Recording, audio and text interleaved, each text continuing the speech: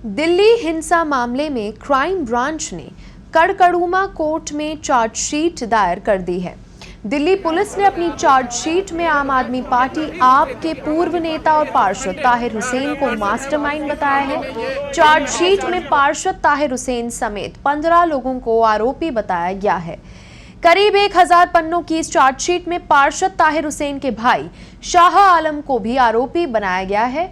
Police ने अपनी chargesheet में कहा है कि हिंसा के वक्त आरोपी ताहिर हुसैन अपनी छत पर था। ताहिर हुसैन पर हिंसा कराने का आरोप है। पुलिस के मुताबिक हिंसा कराने के लिए ताहिर ने 1 करोड़ 30 लाख रुपए खर्च किए थे।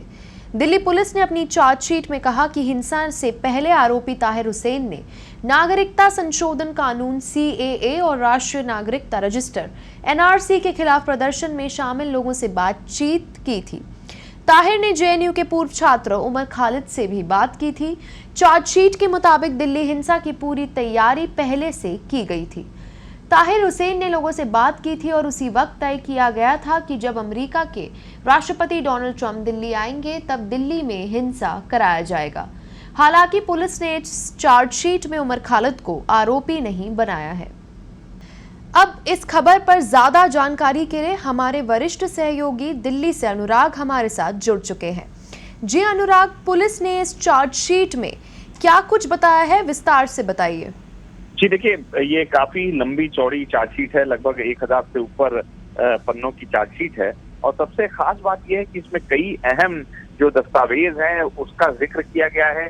जो सबूत दंगों के दौरान पुलिस को मिले थे उसका जिक्र किया गया है। कुछ खास बातों पर मैं आपके जरिए दर्शकों को इत्तला करना चाहूंगा कि जो CCTV फुटेज है, जो चांद पार्क का जो ताहिर हुसैन का घर है वो काफी बड़ा है, काफी विशाल है और उसमें सुरक्षा की दृष्टि से कई पॉइंट्स पर CCTV ताहिर हुसैन ने इंस्टॉल कराया था ताकि वो जो भी आने जाने वाले लोगों पर निगाह रख सके। जब पुलिस ने जो SIT जो क्राइम ब्रांच की है, जब उसने पूरे रिकॉर्ड्स खंगालने शुरू किए, CCTV फुटेज जब निकालना चाहा तो 15 फरवरी के बाद से उसमें कोई भी फुटेज नहीं था।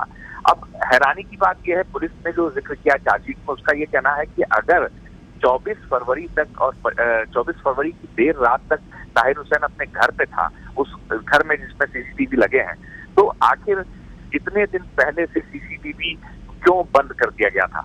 इसको लेकर एक बड़ी बात है। ये दूसरी बात जो जिक्र किया है उसमें यह है कि जो जाफराबाद मौजपुर क्रॉसिंग पर जो CAA और NRC को लेकर जो प्रदर्शन चल रहा था, वो पूरा इलाका जो सीलमपुर पूर्वी का इलाका है, वहां पे गुप्त बैठक ताहिर हुसैन की हुई थी जो प्रदर्शनकारी हैं उनके साथ। इसको लेकर भी दिल्ली पुलिस को कुछ फुटेजेस मिल गए हैं, कुछ जो तस्वीरें, कुछ दृश्य मिल गए हैं, कुछ वीडियोस मिल गए हैं, जिसके आधार पर ये चार्जशीट में इस बात का जिक्र किया गया है। दूसरा ये कि जो 78 विटनेस का जिक्र किया गया है चार्जशीट में, उसमें लगभग 2 दर्जन विटनेस बहुत अहम हैं जिनका अभी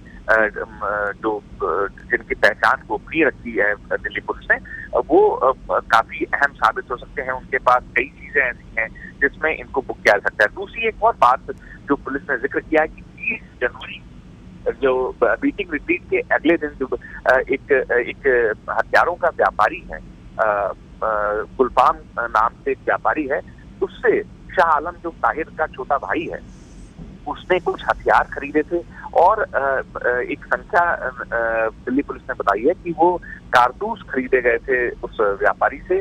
उसमें हैरानी की बात है कि जो 200 से ऊपर कारतूस खरीदे गए थे उसमें से मात्र 7 मिले हैं, 7 जिंदा कारतूस मिले हैं। अब पुलिस ने जब सवाल किया, जब पूछताछ में कि बाकी के कारतूस का हिसाब दीजिए, क्या खर्च किया, क्योंकि इतने बड़े पैमाने पर कारतूस का इस्तेमाल सिर्फ पुलिस ट्रेनिंग में किया जा सकता है या पुलिस रिजर्व लाइन में किया जा सकता है या किसी जो शूटिंग रेंज है वहां किया जा सकता है, तो आखिर 1 महीने के अंदर 200 कारतूस कहाँ चले गए, इसको भी लेकर कोई तसल्ली बख्श जो है जवाब नहीं दे पाया ताहिर, और इसको भी मेंशन किया गया है और उसके रिकॉर्ड्स नहीं दे पाया है क्योंकि वो खरीदे गए थे तो वो ऑन रिकॉर्ड होते हैं। तो ये सब अहम कड़ियां हैं। दूसरी ये एक और चीज महत्वपूर्ण जो पता चल रही है वो ये कि अन्य इलाकों में भी जहां ताहिर हुसैन का मूवमेंट हुआ था वहां कुछ बातचीत हुई थी, जहां पे हिंसा भड़काने की बाटला हाउस की तरफ जो है और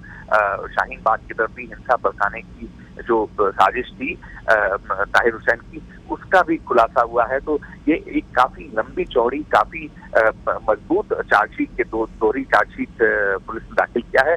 जिन जिन इलाकों में लोगों से मुलाकात हुई थी, तो ये अहम कड़ी है और कड़ी दर कड़ी, क्योंकि पुलिस इस बात कतई नहीं चाहती थी कि कोई ढिलाई बरते, क्योंकि गृह मंत्रालय इस पर पूरा फोकस रख रहा था। दूसरा ये कि जो साजो सामान उसके यहाँ इकट्ठा किए गए थे, जैसे कि पेट्रोल बम इतने बड़े पैमाने पर कैरेट में रखे गए थे जो कि उसके घर से बरामद हुए थे, वो सडनली कहाँ से आ गए, क्योंकि एक दिन में वो इकट्ठा नहीं किए गए थे। इसको जी लेकर अनुराग, शुक्रिया तमाम जानकारी के लिए।